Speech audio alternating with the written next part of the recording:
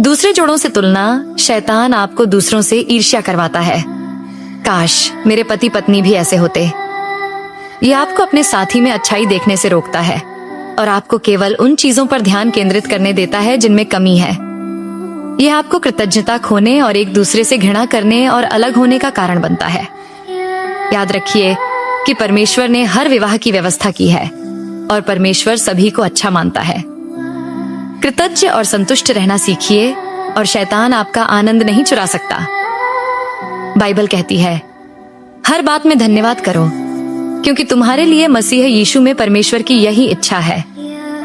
यदि आप सीखना चाहते हैं कि अपने विवाह को और अधिक स्थिर कैसे बनाया जाए, अपना फोन नंबर दीजिए और हमारे बाइबल अध्ययन समूह में शामिल हुए।